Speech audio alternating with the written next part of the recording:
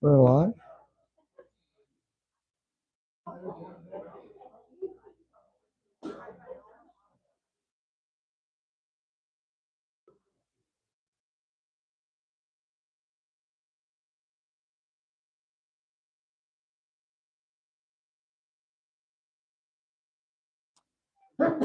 Okay, I think we'll go ahead and get started. And so we are live. Welcome, everyone. Thank you for joining us for part two of the Is Your Brain Wired for Faith? And of course, our response and answer to that is yes, we believe it is wired for faith. So in part two, what I'd like to do today is just review a little bit about what we covered last week, just to make sure everybody's up to speed on this. And then also what I'd like to do is just give you a section where we're going to end, where we're going to go is basically going towards what is attention and how attention is very, very important for not only our brains, but also for how we respond to God and how God responds to us. So with that in mind, last week I introduced kind of my story. I also introduced my purpose and then what I am and what I am not. I'm not going to go back through that again, but just suffice it to know that I am not a therapist. I am a neuroscientist. I am not a theologian. Now, therapist and theologian do sound very similar, but I don't claim expertise in those domains. However, as a neuroscientist, I am a person of faith. And one thing I didn't share last week that I'll share for this week is that very important to me is that whole aspect of faith. And one of the things I would have on my desk when I was a professor at UCLA was a statement of my faith. And that was that basically my faith is based on Jesus Christ and all of the things that he did. And also my faith is based on the amazing and wonderful aspects of creation that God has shown us in this world. It's amazing and marvelous and wonderful. And so that is something that drives me as we study the biology behind how we function. Last week, I also gave a story just about my initial encounters with faith, and that was when I was a small boy. And I think you were like really surprised that I would even have such a thing. But sometimes we're all just a little bit different, and we can have these kinds of experiences. We may not be able to articulate them very well, but there are experiences that we have that, if we are attentive, which we want to talk about today, then that can lead us to how God may be working in our own stories. And Jordan really has been pushing me to do a third session. And so, depending on what you all think tonight, we may do a third session. It would not be next Wednesday because I'll be in Nashville next Wednesday, but it'd be the following Wednesday after that. So we are wired for faith. Basically, research into how our minds and brains work is bringing new opportunities for us to have a deeper understanding of how God connects to us. And I think this is really important, and it follows in on some of the work that we've been doing as a church community. As you remember, last year, 1 year ago, the elders had an elders retreat, elders and ministers retreat, and we came up with this new kind of focus or reorientation for what we wanted to be as a community of faith here at Crestview. And part of that was to basically to mold ourselves, to transform ourselves into being with Jesus and to become like Jesus, and then to do what Jesus is doing. And so that was part of the motivation for me to take that and say, hey, wait, that's actually something that we can look at some correlates. How do we do this when we are so, in many ways, and so flawed as human beings? How do we transform our minds? And that led me on to basically just a query about some of the neuroscience research that that is out there, and just knowing some of the very exciting things that are going on in my field. So we are wired for faith. And last week we talked about this passage from Ephesians 4. I'm going to mention this passage a couple of times tonight. So in Ephesians 4, Paul writes, "So I tell you this, and insist on it in the Lord, that you must no longer live as the Gentiles do in the fertility of their thinking, that, however, is not the way of life you learned when you heard about Christ and were taught in him in accordance with the truth that is in Jesus. You were taught with regard to your former way of life to put off your old self, which is being corrupted by its deceitful desires." And in 23, to be made new in the attitude of your minds, and to put on the new self, created to be like God in true righteousness and holiness.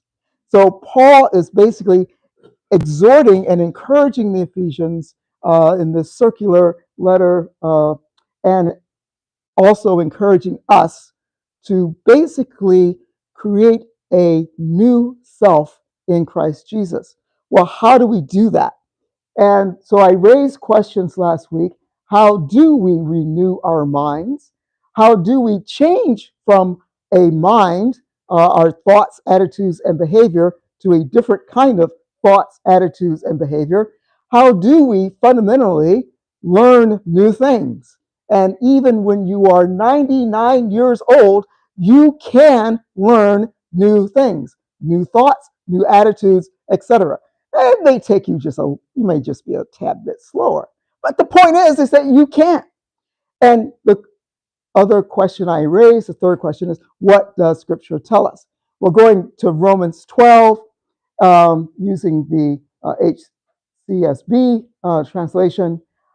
Says, "Therefore, brothers," Paul writes, "by the mercies of God, I urge you to present your bodies as living sacrifice, holy and pleasing to God." Now, really think about that. We're to present not our spiritual nature as a living sacrifice, but our bodies, our physical bodies, as living sacrifice, holy and pleasing to God. This is your spiritual worship when you invest all of yourself into God. Okay? That is our spiritual worship. He says further, do not, and this is an important do not be conformed to this age.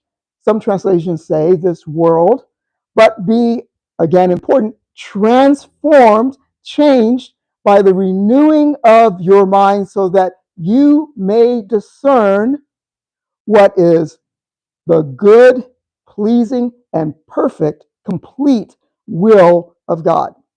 Now, we also know that Jesus talked about transformation, not in the same manner or in the same way.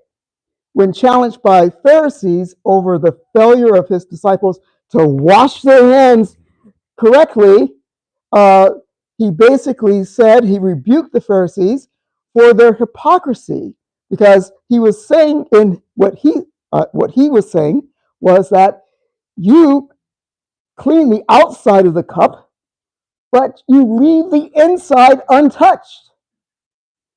The idea being is what's inside of us is what's important, and that is what determines the worship that we have and do. And so this is a quote that I was able to garner from Garrett D. Jones. The organization of our brains, and if you recall, when we talk about brains and mind and our bodies, I call it the mind, brain, body matrix, because it's all one thing. The organization of our brains, Garrett says, is altered by what we see and hear.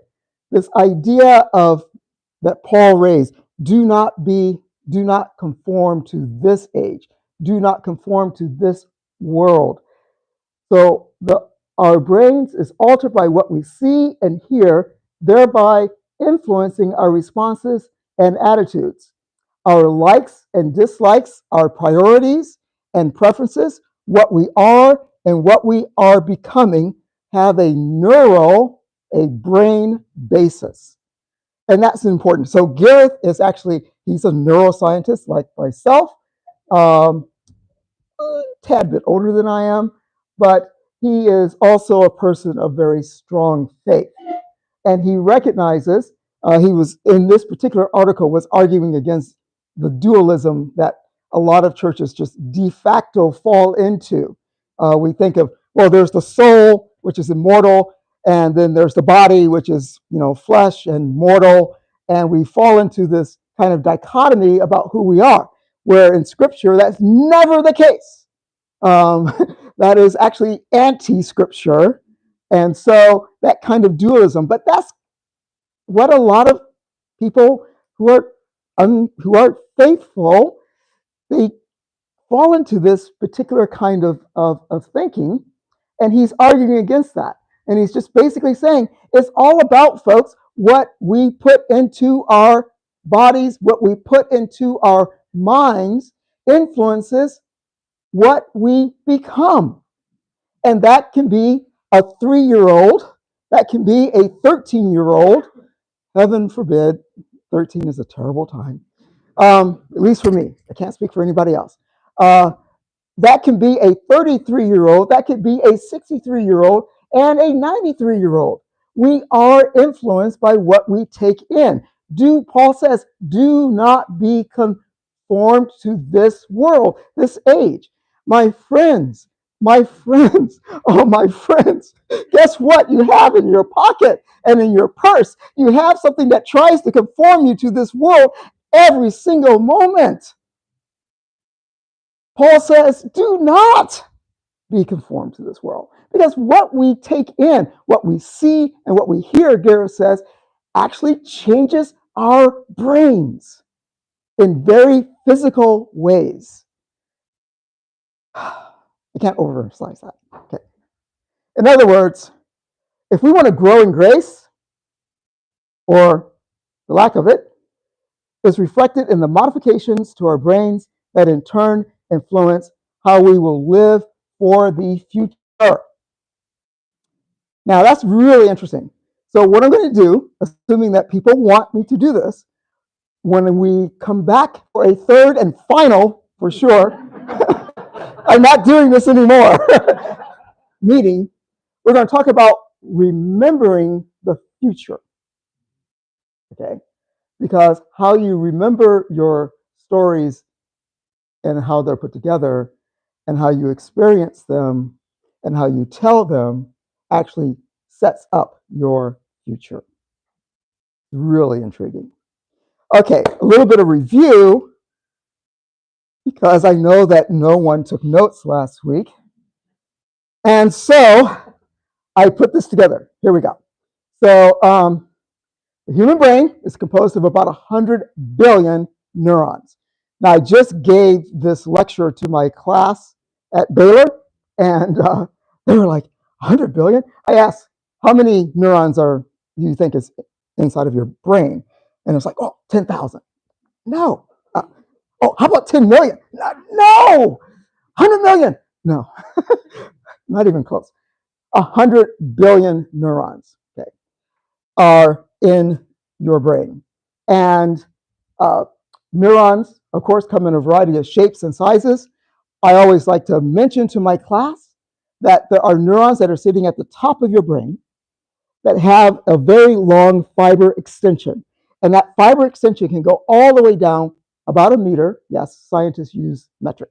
So about a meter, which is 39 inches, that's down to your sacral level, your tailbone. That's one neuron. Okay? One. And you have 100 billion of these neurons. Each neuron connects via really small connections. There are about 20 nanometer gaps, or clefts, we call them, or junctions, which for those who are challenged by metric, that's 1/millionth of an inch. That was at least my estimate. 1/millionth of an inch. That's the connection between two neurons. And a single neuron, as we mentioned last week, can be connected to as few as a few neurons and as many as 10,000 other neurons. And if you do the math, that comes out to a minimum of about 10 to 15, 10 to the 15th, 10 with 15 zeros behind it. Okay, that's huge. But that's our brains. That's your brain. It is built for connections. And not only do we have these neurons that are connected to each other, they then form these circuits, which then can form what are called networks. And I mentioned last week that everything that we're doing now with AI is based on basically the understanding of artificial neuronal networks. And that's machine learning, et cetera. So all of the AI is based on who we are, in essence, what we are. Okay, fine. So what we didn't talk about was a little bit more on anatomy and function, because that's going to be important for today's topic. So we're going to look a little bit more closely at the brain today. And one of the things I really want you to take home when we look more closely is that you have two brains. We talked about that fact last week, two brains. We call them hemispheres. And there's a right hemisphere and there's a left hemisphere. This has been in the popular literature for a long time. And I would like to dispel two popular features about left and right. One is there's no such thing as a left brain person or a right brain person. It does not exist. I mentioned that last week. The other thing that does not exist, and I have yet to figure out where this particular myth came from, but that is that, how much of your brain do you use? Do you remember that? And the estimates were, you only use 6% of your brain, or you only use 10% of your brain. That's all baloney. Okay? You use all of your brain. Anyone who's not using all their brain, I don't think they'd be here. You're using everything that you have. I could make a political statement, and I would be very close to that. And so our brains then, they're divided into this left half and a right half, or hemispheres, and there are biases for each of the hemispheres. So for example, I didn't find this out until I was old, 22 years old. And I found out that I actually should have been. Now, I actually had inklings of this from a very, very early age, that I should have been a left-handed person, because my brain potentials, I had them measured when I was in graduate school for a friend of mine who was doing a clinical study. That's what happens when you go to graduate school, you become a guinea pig. And it turned out, although I'm a right-handed person, my brain potentials, guess what? They're over on the right side of my brain for things like even for handedness and for language. So I should have been, but I was not, because in our day, what we do is anyone who's a left-handed person, and this goes back to the ancients, is considered to be evil. It's true. In ancient days, if you were left-handed, you were considered to be a bad person. Now, we don't do that today, but we will still, to some degree, make a person eat with their right. And not only that, because the majority of people, 90%, are actually right-handed people, which means left-brained, because the left side controls the right side of the body, and the right side of the brain controls the left side of the body. Because we have, and I'll talk briefly about these neurons, they're called mirror neurons. They mimic what they see. And when you are 18 months old, what you see is your parent giving rise to what? They eat with their right. They take the spoon with their right, and they'll even give you the spoon with what? To your right. And your mirror neurons are there, and they say, we see it, we're going to do it. And that's what they do. Okay, so we have then this right hemisphere mode bias, which is, in the simplest terms, right-handed, left-handed kind of bias. We have, so the hemispheric bias. We have also in our brains a system called a limbic system. Many of you have heard of the limbic system. It is a system that controls emotion for emotional regulation. It also controls how we are motivated. It controls our memory systems. And is linked very intimately, especially in the primitive brain complex, to olfactory cues, to smells.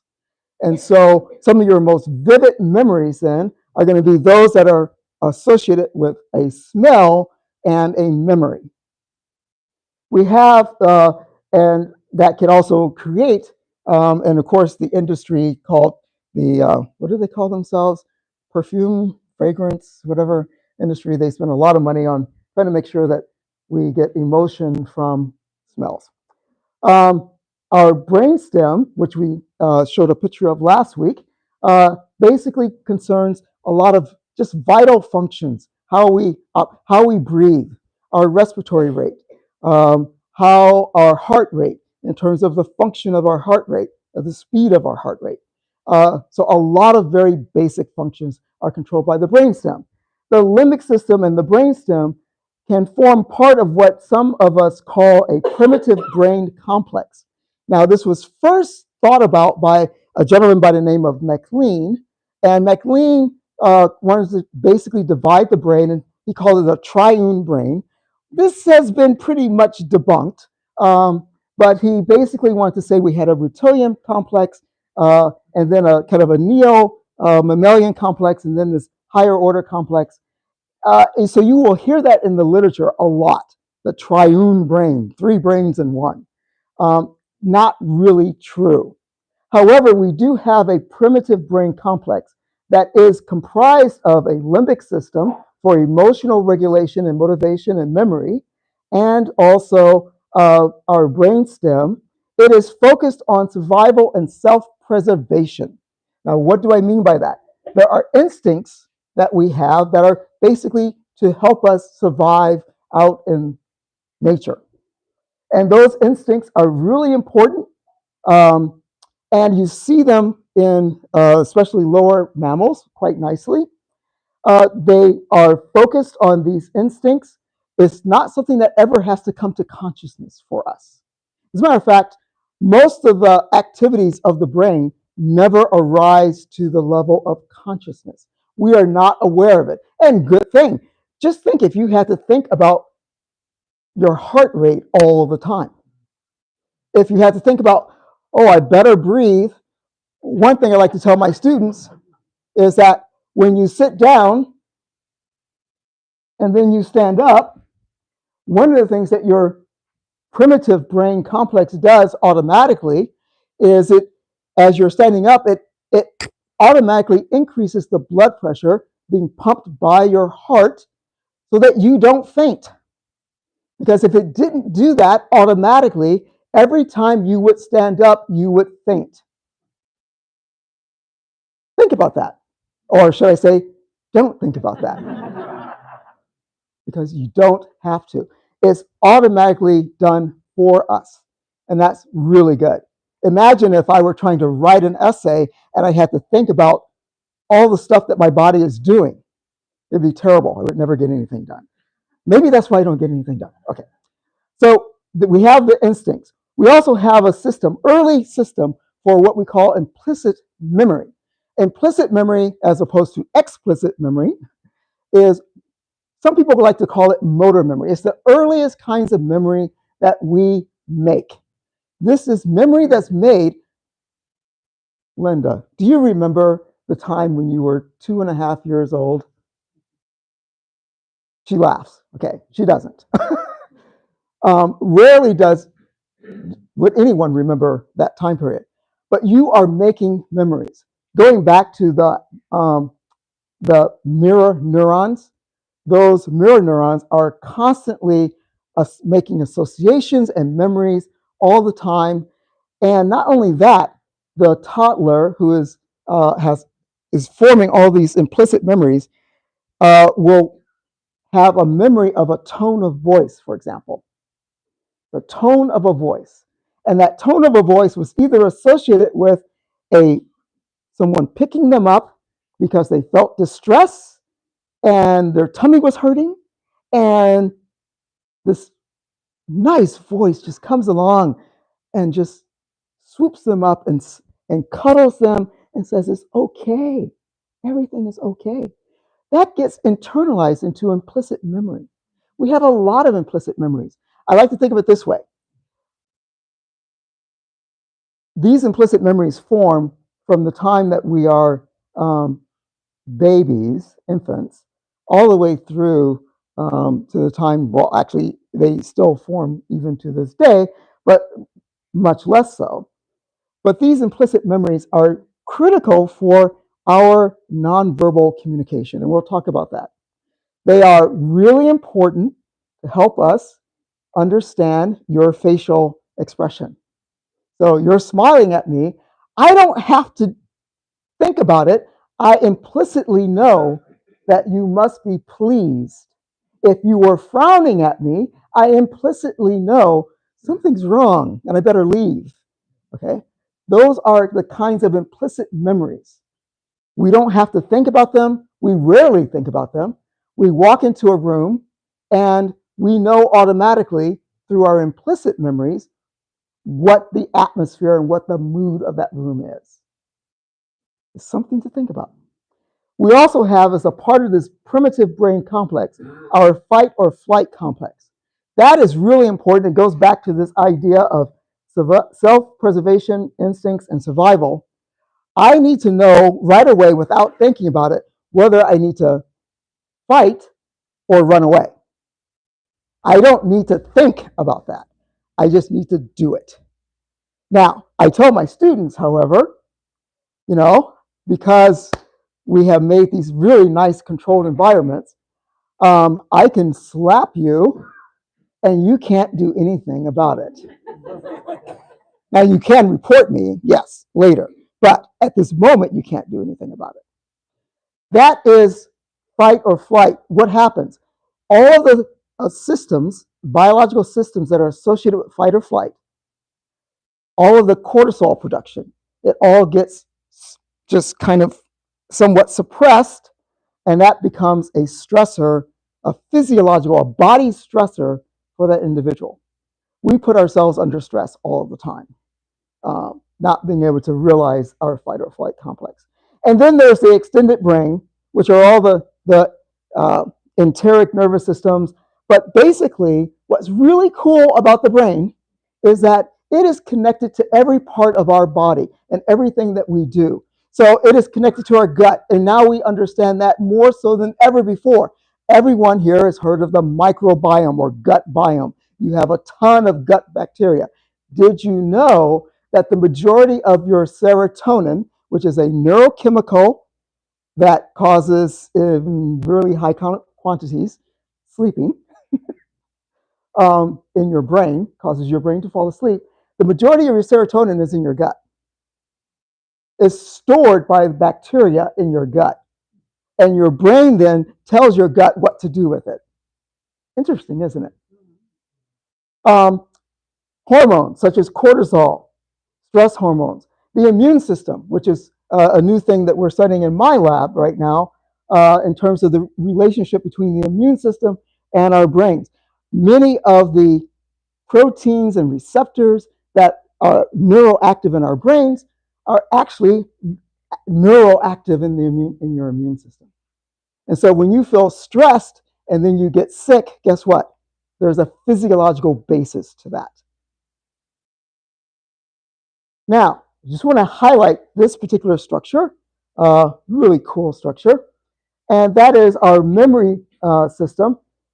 In blue and orange are the structures of the hippocampus, and they are where memory gets encoded and memory gets transferred. Memory is something that is distributed across the whole brain, but this is where it starts. It gets encoded and transferred to and distributed across the whole brain through these structures.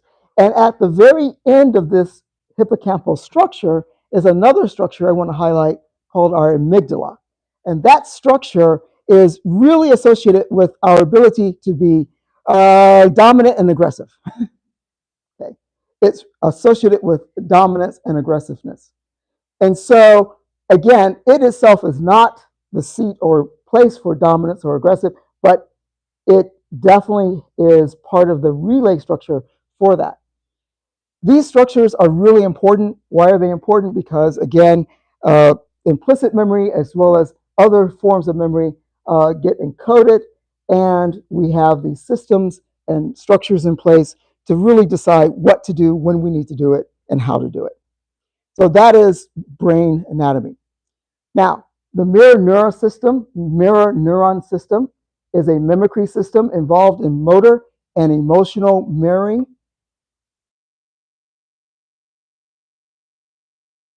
If the baby sees you frowning and you don't pick up the baby when it's distressed, it's going to associate then a frowning facial expression with distance, emotional distance. What happens when that grows up if that's never changed? Then I see someone frowning. One story is I'm walking, let's say I'm getting off the plane, and my lovely wife comes to meet me, but she is frowning and has her arms crossed.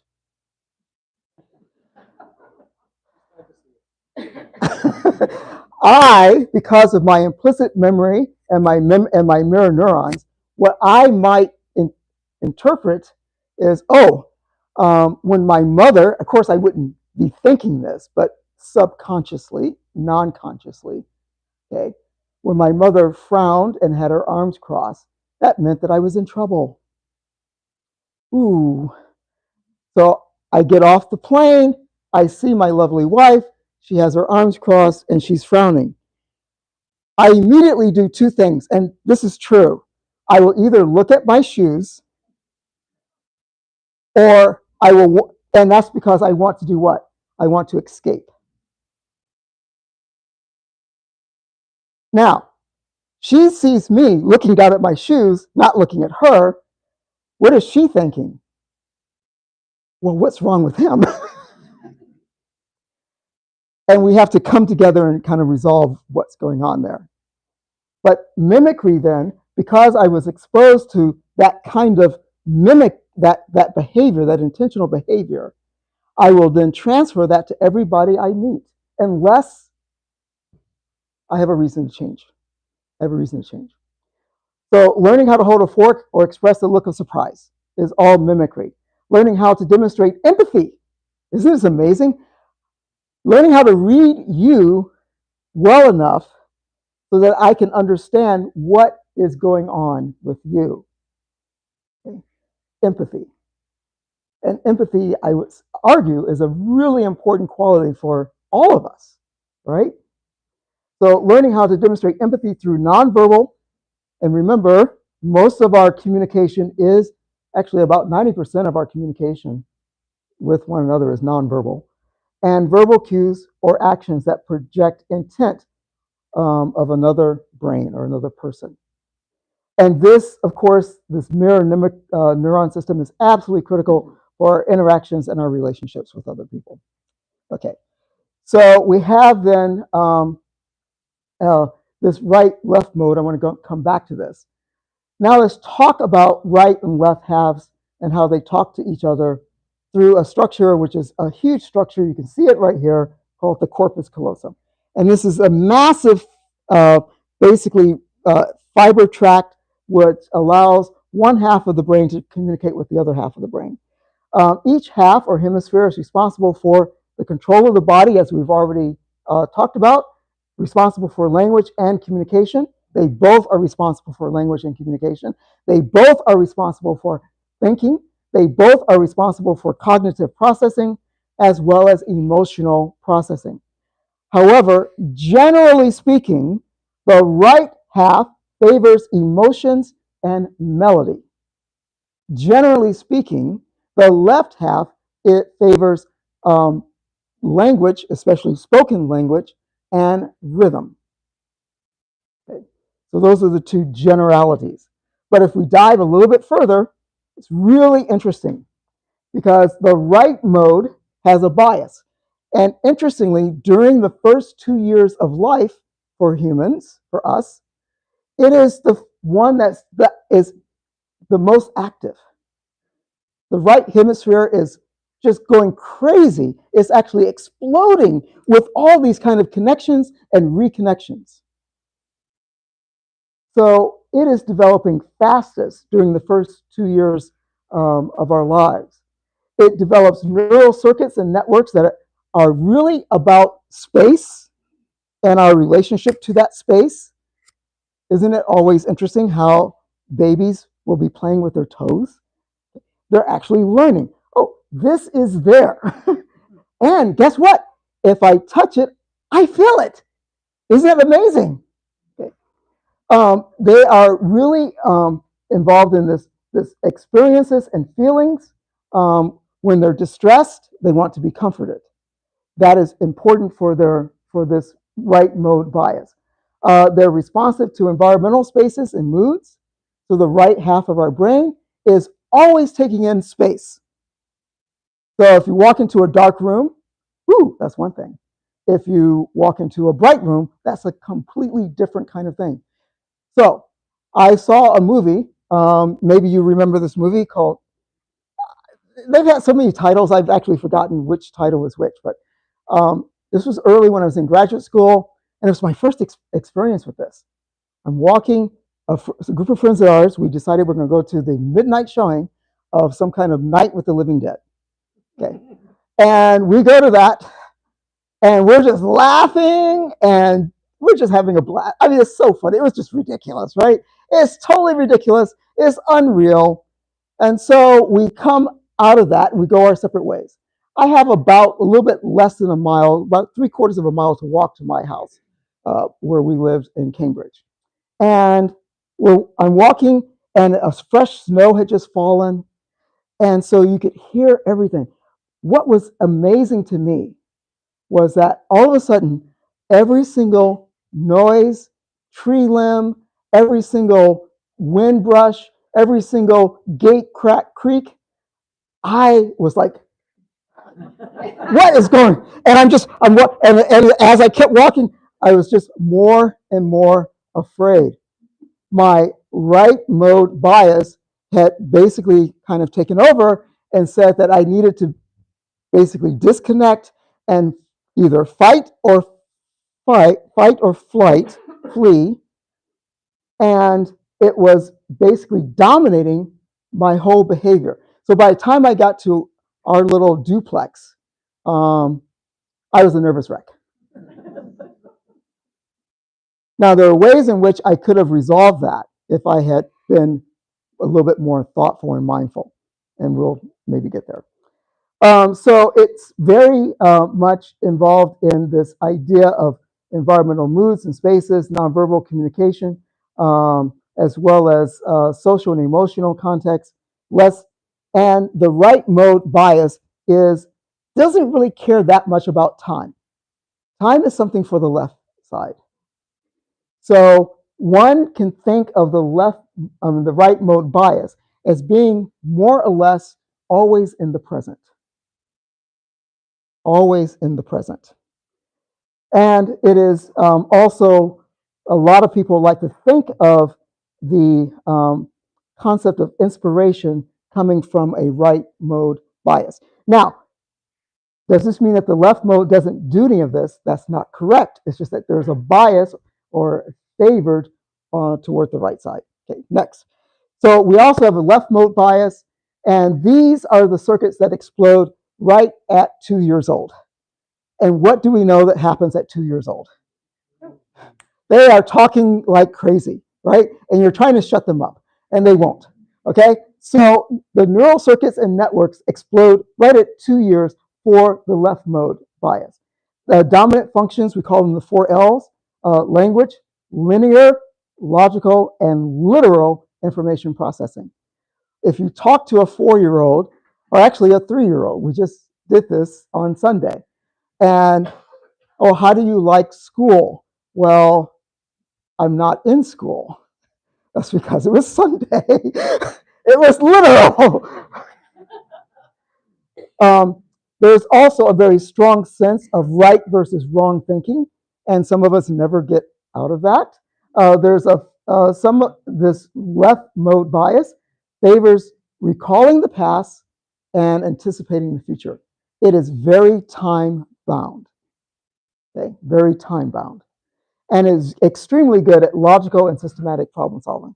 One way to think about it is that you wouldn't want to use your right mode bias to change a tire. Okay. But if you're out in nature and want to enjoy nature, you want to be in the right mode space. That's one way to think about it. Okay, here's an experiment. You look at that picture. Is that right mode or left mode in terms of how you perceive that picture? What is it anyway? Black Eyed Peas. Okay, Black Eyed Peas. Now I'm going to give you this. Would you have had the same image? Because in both cases, you had to pull from memory. And when you saw the picture of Black Eyed Peas, some of you may have thought New Year's dinner. Because it was an experience, right? You see the words Black Eyed Peas, it brings up a completely different kind of, we call it mentalizing image. Okay. And so here I see Black Eyed Peas, and for me, I think of, because my mother used to buy them and we had to clean them and wash them, I think of bad. But two completely different responses, because one is more of a right mode response to the image, and the others are left mode response but both coming using experience. Okay, so two other concepts, and then we'll move on to some other things. This other concept is really important because this is about making and remaking neural connections. So we call that in neuroscience neuroplasticity. That's the term that I use and other neuroscientists. And that's the ability of nerve cells to make new nerve cells, which for a toddler, a baby, that's going on like crazy. For a 13-year-old, it's still going on. We kind of wish it wouldn't. And for the rest of us in this space, it is still going on at a very, very, very, very, very, very low level. But we do make new nerve cells. It used to be thought that we didn't. Now we know we do. Neural connections or synapses are being made and formed all the time. And especially neural networks are being made and formed all the time. And that's clusters of these neurons. This idea of neuroplasticity involves both new connections as well as getting rid of connections. So you can unlearn things as well as learn new things. It involves forming and reforming of neural networks, and there's an explosion of this neuroplasticity in infants and toddlers, and of course, we all know teenagers. The teenage brain is very special. Okay, so our brains, bottom line, they're not fixed entities. They're not fixed entities, which means how we think and how we behave are not fixed. It doesn't mean that you can go in and change somebody. Don't get that idea in your head. But it is very true that what we think and how we behave coming from our mind, brain, body matrix, that is not fixed. And although we cannot change the events in our lives, we can change how we experience those events. And I'm going to talk about that more in the last session. And that is because we can change how we experience those events. We can change then our future. Really cool. And although right and left brains have biases, we know that we are best when the right and the left brains are working together. Okay? When they're working together. And the term that I use, that neuroscience use, is that when the left and right hemispheres are integrated. And there's a lot of research being done in that. That research is related to the ideas and concepts of mindfulness. Have you heard of that? Mindfulness, things like that are the integration of the left and the right hemispheres. The right mode will ask, your right mode, my right mode will ask, how am I connected to a tree or a person? Your left mode will ask, how am I not connected to that tree or person? So these two modes of operation are very important. And by design, I think the right mode is more about experience. The left mode is more about what did that experience mean. Okay? When it comes to God, he speaks through Scripture. I would argue when we're reading Scripture, left mode operation. He also speaks through his Spirit, and I would argue right mode operation. Have you ever asked yourself, this is an important question, what it's like to be loved by God?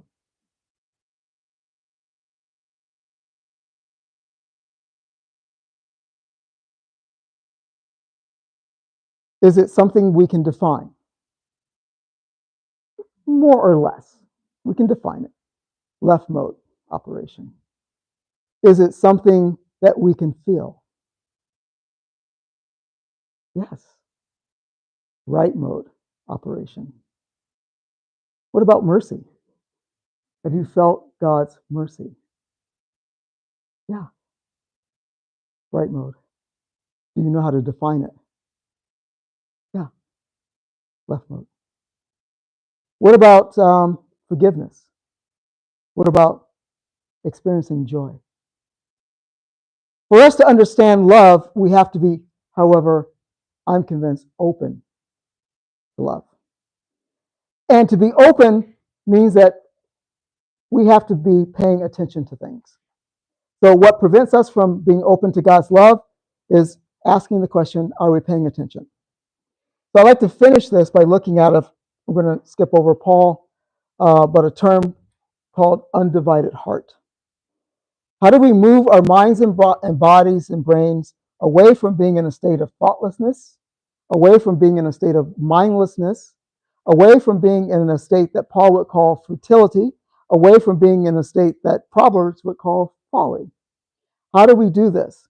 David writes in Psalm 86:11, teach me your way, Lord, that I may rely on your faithfulness. Give me an undivided heart, that I may fear your name, to revere your name. I will praise you, Lord my God, with all my heart. I will glorify your name forever, for great is your love toward me. You have delivered me from the depths, from the realm of the dead. How do we get this undivided heart? What is that? Fundamentally, isn't David asking God for help? Not in making David more independent of God, but making David what? More dependent. And that is being open to God. God, help me to be more dependent on you, more connected to you. Give me an undivided heart, a single focused heart. And in terms of neuroscience, in terms of a mind, brain, body, we would say, give me an integrated, whole, and connected heart. This is a similar passage we find in Ezekiel. Ezekiel speaking for God. I will give them an undivided heart and put a new spirit in them. I will remove them from their heart of stone and give them a heart of flesh. Then they will follow my decrees and be careful to keep my laws. They will be my people, and I will be their God. An undivided heart. Kip had to leave, but this is for Kip. The Hebrew is Yached. It's a heart, it's a new spirit, it's an inner spiritual and moral transformation that results in a single-minded commitment to God and his will. David desires an undivided heart so that he may revere God's name and that he will obey God's commandments. So this language, if we were to transfer that again to neuroscience, what would we say? We would say that the language of neuroscience, that this transformation that David is describing as an undivided heart involves a differentiation of our neural networks, strengthening and maturing those neural networks and circuits in the connection between the left and the right, where we have this single-minded focus. And it also involves a top-down regulation of that limbic system that we talked about earlier, that emotional system and that instinctual system. Because I can't have an undivided heart to God if I'm all about self-preservation. If I'm all about, I have to dominate you because I'm afraid that you might try to dominate me. I can't have that. That's a distraction. I can't pay attention to God if I'm focused on trying to preserve myself. This requires our attention. And scriptures abound with people who make their first steps toward God as they paid attention to God's calling. Sometimes we want to think of these people in scripture as being these people of just insane, power and strength. No, they were just like us, but what were they doing? They paid attention. They were paying attention. Let's look at some of the neural networks in our brain that pays attention. Don't have a lot of time to cover this. There's a part of our brain called the prefrontal cortex. Just know, prefrontal cortex is that front part of the brain. Is what really distinguishes us from animals. And that prefrontal cortex enables us to be consciously and intentionally responsive when we are distressed. Because we can lash out when we're distressed, or we can put a stop to it. And that prefrontal cortex is all about putting a stop to instinctual behavior. Isn't that cool? That's what it's all about. The prefrontal cortex contains neurons that respond to a variety of things. There are three main networks. There are actually a heck of a lot more than that. If you do connectomes, that's connecting parts of the prefrontal cortex with parts of what's called the parietal lobes. You can see that these systems are well established and they can be changed. So I'm not going to go into the prefrontal cortex because we're out of time. I am going to go and we're going to watch. There is a network called the default mode network. Really cool. It was discovered by accident about 20 years ago. And This default mode network, here's our brain. Sorry for the music. Is basically our brain at rest. Our brain has resting activity that is actually a series of connections between the front of our brain and the back of our brain. This default mode network is like being at an airport. And if you've ever spent time at a busy airport, you know that everything is going on and it seems chaotic, but there's actually a process there, right? People are going to gates, people are going to counters, people are moving in very processed ways, although it seems chaotic. Well, that's what's going on when you are not attentive.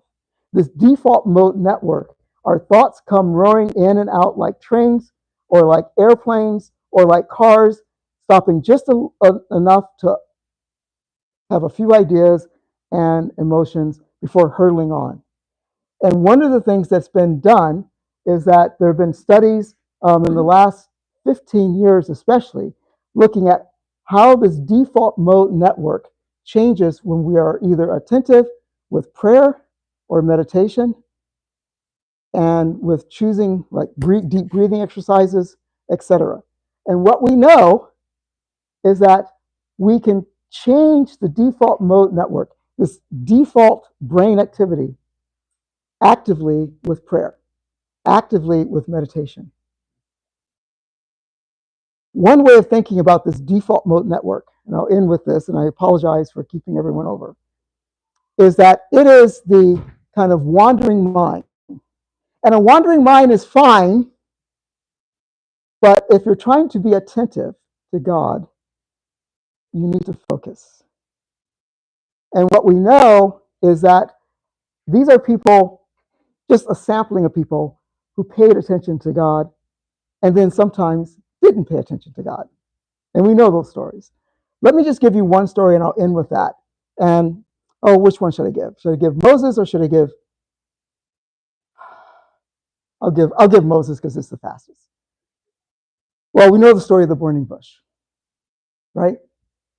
If you go back and read it in that first couple of sentences, it says that he was tending sheep. And then he considered, he saw something in a distance that he changed, and he intentionally changed his focus of attention. He was probably in a mindless state, tending sheep, come on, and then became very attentive. Interestingly, the scripture says he regarded. And when he regarded, he turned his attention to that burning bush. And as when he turned his attention to the burning bush, that's when God spoke through the angel. If he had not turned his attention to the burning bush, would God have spoken? If you look at all those examples, many of them, it's the person orients their attention to God's call. I really like the story of the next one, which is about Elijah. And if you remember, Elijah was at Mount Carmel, and I promise I'll quit. He was at Mount Carmel, and he had just performed this amazing, it's like, come, God, show them who you are. And God brings fire and everything else down on this mountaintop and table, and it's an amazing miracle. And you would think, okay, Elijah's going to be like really buffed up and like, okay, I can do anything with God, right? But instead, you have Jezreel who says, by 24 hours from now, you're going to be like dead. And that kicked in some implicit memories. I don't know what they were, but he ran like crazy. His fight or flight response was amazing. Now, God had just done this amazing miracle, and he yet could not connect it. He runs away. He eventually gets to Horeb, and he's in a cave. And what does he do? God says, well, something really, really important. He says, and he said, go out on the stand of the mount before the Lord, and behold, the Lord passed by. And when the Lord passed by, the idea was, listen for my voice. And he has a great strong wind. And was the Lord's voice there? No. There was an earthquake. Was the Lord in the earthquake? No. And there was a fire. Was the Lord in the fire? No. What was it? And when Elijah heard what? A low whisper. That's what. But you have to pay attention. And with that, see you in 2 weeks.